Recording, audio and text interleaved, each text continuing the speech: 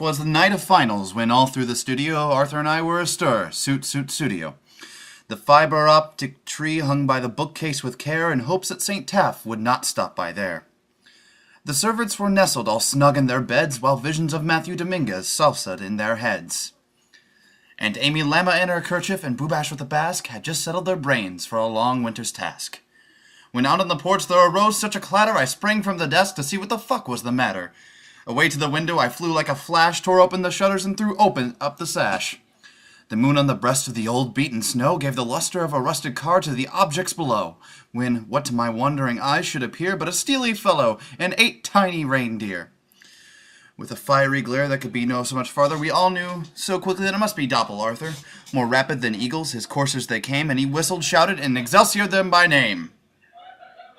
Now Eliza, now Molly, now Aaron and Gavin, on Adrian, on Nathan, on Margaret and Helen, to the top of the porch, to the top of the wall, till the sweat dropped down them balls. And then, in a twinkling, I heard on the porch the hissing and braying of a horseman's torch. As I drew in my head and was turning around, down the vent St. Doppel Arthur came with a bound.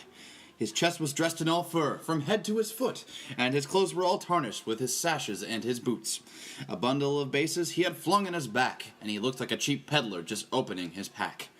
His glasses, how they twinkled, his thoughts, how thrilling! His thoughts were sharp, his eagle eyes stilling. His droll monster mouth was drawn up like a bow, and the strength of his chin could rake in the dough. The stump of a typewriter he held tight in his teeth, and awesomeness encircled his head like a wreath.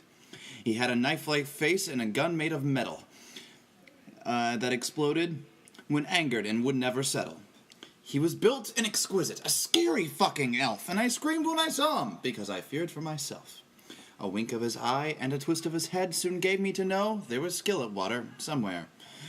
He spoke only a word and went straight to his work, and filled all backpacks, then turned. What a jerk. And laying his finger on the side of his nose and giving a nod up the ventilation, he rose. He sprang to his sleigh, to them gave a thistle, and away those fuckers flew like the breasts of Sarah Hitzel. But I heard him extort, as he flew into flight, Happy Finals Week. Excelsior. Good night.